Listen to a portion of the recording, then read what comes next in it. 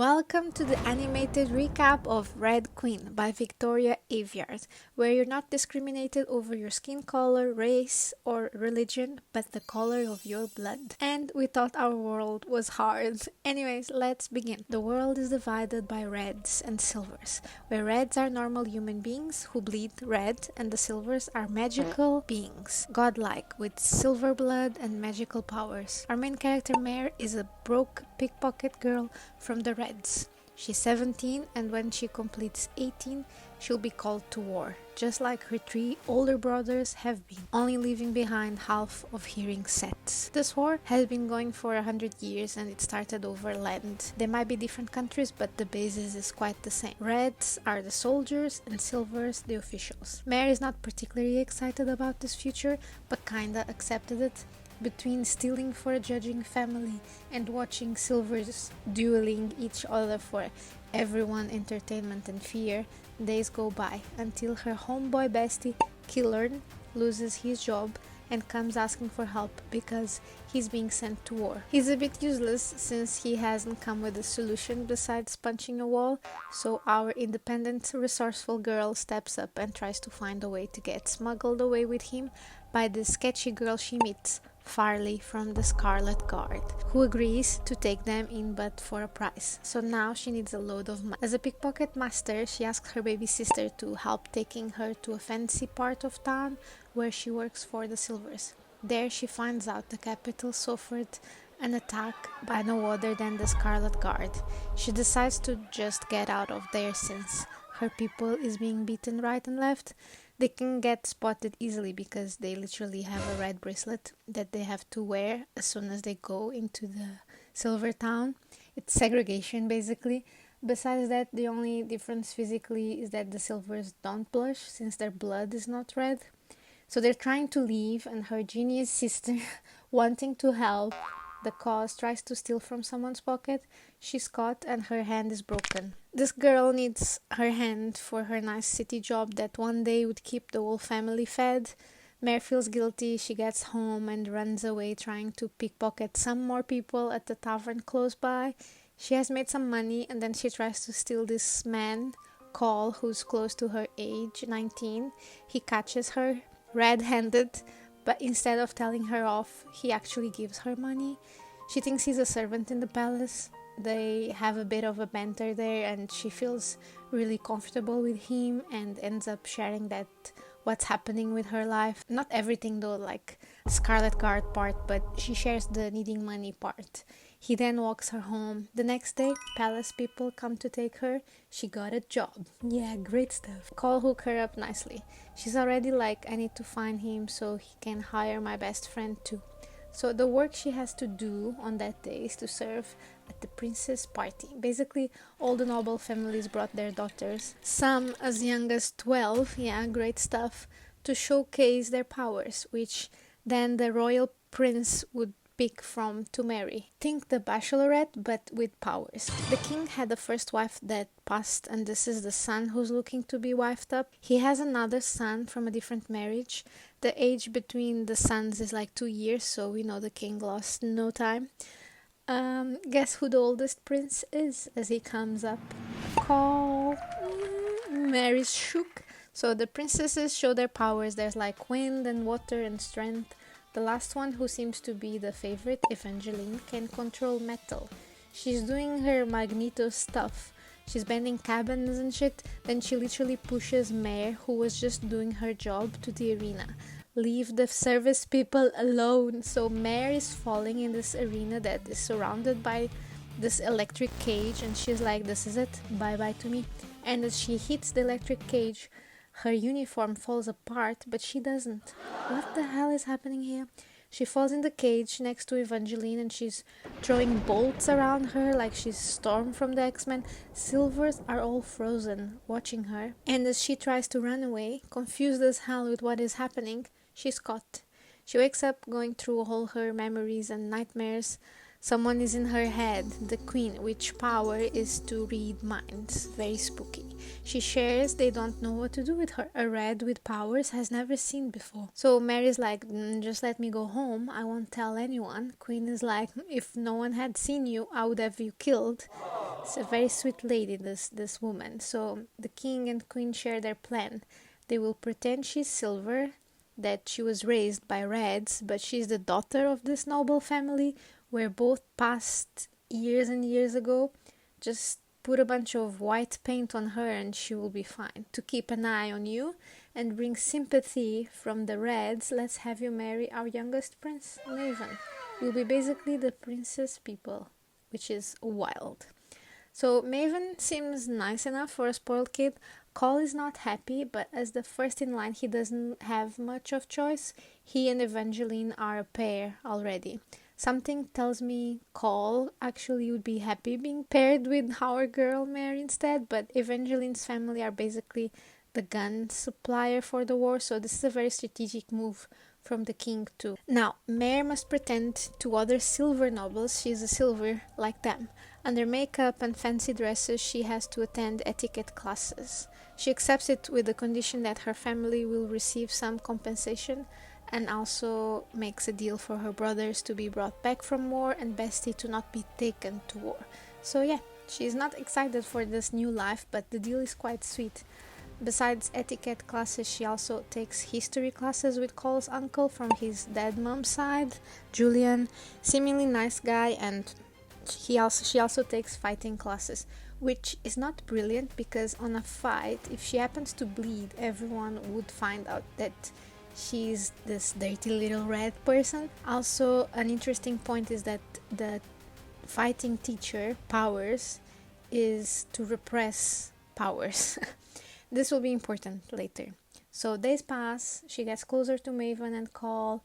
She equally blushes in the presence of both under all that makeup, but there is something about Cole. Anyways, Maven plans on having Cole taking her home to see her family, and they have a convo about equality, to which Mary is pretty much like, it's the right choice and you put a precedent between all the countries, it would make us stronger, united, and Cole thinks it would actually make them weaker, a target for the other countries. He's been clearly brainwashed for so long and kept in a privileged position that it's quite of a bum to read how, even though he gets it, like he feels for the people, he knows it's not right, but he's still not doing anything about it, which makes it worse, because especially because he's the future king, so if there was someone that could do anything, it's Homeboy. But yeah, so they visit her family, and she initially just shares she's working at the castle, but after they tell her her favorite brother has been killed for treason, she lets some sparks out and she has to tell them. The family actually takes it quite well, but you know who doesn't? The useless Bestie. He basically accuses her of being one of them now and ends up telling her he'll be joining Farley, the Scarlet Guard. Through the whole book, this is like a recurring thing. Mare is just very protective of her best friend. Back to the castle, Mare is going on with her training until she gets approached by the Reds that work there. Surprise, surprise, it's Farley! And she has inside people, including a new recruit, Maven. Wow. Yeah, he wants equality. Okay. He's getting points, but then Cole enters the chat. He's going to the war front lines, something never done before. Silvers were always kept behind, safe, but Cole's just figured why not use our soldiers with power at the front. It's a bit sad though, because it means he'll be in danger. Mary's a bit confused with all of these feelings. At the end of the day, she's literally trying to overtake everything he stands for, but at the same time, she's to be married with his brother, which now Farley wants them both to become the face of the revolution. But then Cole offers to give her dance classes, and oh my little heart, they kiss, and it's actually really sweet, even though reckless and quite messy. I can't avoid to feel bad for Maven because he does show some jealous signs, and you know, the whole thing of him being the spare and everyone's second choice. It's been rough for the boy, but it's also not Mare's fault. Our girl, she's a red, and Maven's, even as a spare, has been brought in more privileged than any red ever was, so, I mean, go cry me a river.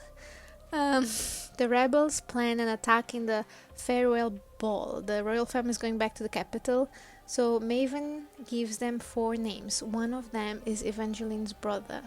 Mare feels sick, but this is for a greater cause. The attack happens, but There is an explosion. More people than planned die, including children. All the Scarlet Guard gets taken, including Killorn. From all the victims, only Evangeline's brother survived. Guess what? He's the worst one.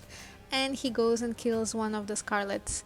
Mare asks Julian for help, and this man's power is when he sings. Whoever is locking eyes with him will obey him. I don't know why, but I pictured, in the movie Les Miserables, there's like Russell Crowe when he sings, giving like almost he's talking and speaking at the same time. I don't know if it makes sense. Anyways, they manage to save the Scarlet, and before saying goodbye to her friends, Killorn calls her Red Queen. Okay, love when they mention the title of the book in the book. Also, they denied being involved in the explosion part. At this point, I'm getting a bit suspicious of Maven and his mother. I'ma call it out now. Next morning, the royal family is leaving. Maven and Mare share a kiss. I couldn't care less, honestly, if it wasn't for Cole seeing it. Scandal. Cole shares he and Evangeline's brother are going after the runaways. Mare hates Cole at that moment. Julian was sent somewhere else, only leaving her the book of the Reds that have passed in war, and which her brother is one of them. And as she's going through that book, she realizes that maybe they are more like her, including her brother. So as they get closer to the capital, Mare sees how all the Reds that take care of all the technology and comforts for the Silvers are tucked away, or more like locked away in this polluted city. With no way of ever living a miserable slum life. It's heartbreaking, and Mare is boiling. The capital is beautiful and spotless. Mare and Maven get contacted by the Scarlet Guard, and the rebels share how they have been living in secret in an old city that has been deemed as not livable because of radiation. Mare shares the list Julian gave her. They can build an army with superpowered Reds, but that will take long to build. Why not do a coup d'etat? Which means when a small group overtakes a government, and it will work because Cole will always choose Mare. Now, I have a problem with this because this is beautiful. Yes, love it. But when did everyone find out Cole and Mare were a thing? I'm confused. Like Forley and Killorn are all agreeing to do this as well. They were like, hey, yes, he will always choose her. And I'm like, do we know Cole? He won't do it. Like, what?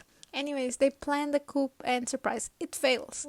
Explosion, Forley and the Scarlets possibly dead. Mare left with an earring from Killorn added to her collection of trauma war earrings. Both Mare and Maven are taken away to meet the king. Cole is disappointed. All the Silvers that died, and the Reds. Mare is not having it. Then the king, queen, Cole, and the repressing power teacher is there. As they discuss their punishment, the queen shows her true intentions by killing the king in front of them and accusing Cole of doing it because he's ambitious and couldn't wait to be eventually king. Anyways, we're losing the plot a little bit there. Maven also becomes this sociopathic entity. He was behind the whole thing and he's been lying the whole time. Tired of being the second choice. The only positive thing we have now is that Cole and Mare are on the same side now. The bad thing is that they will both be killed in front of everyone in a gladiator kind of way. They'll be facing other Silvers, including Evangeline and her brother. Drama. They are in the arena. Mare is bleeding red to everyone to see. She has her powers suppressed by the annoying teacher until she hasn't, and now it's party time, baby. They still struggle, but they manage to beat the others. They win, but then the arena is now empty. No one has seen them winning. Mare knows Maven will manipulate the story to whatever he pleases. Then soldiers enter to basically execute them. There is rain. Mare releases loads of thunder, and then she faints thinking they have lost. She wakes up in the underground train back to the secret Scarlet Guard town. With her is Cole in shackles, Farley and Killorn alive, keeping a close look at him. Who else is there?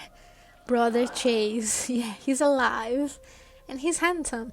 and his power is teleporting. He made it, and now they will find the others like them. And as Cole and Mare exchange a look, they know they share the same thought: kill Maven. The end. That's the book, guys. Red Queen was a fun read. I actually really liked it. What is funny to me as I read more into fantasy is spotting similarities within the fantasy genre. Main character having thunder power, hello Violet Sorrengail, the grey tipped hair, I mean y'all, also finding out her brother is alive at the end of the book, dude.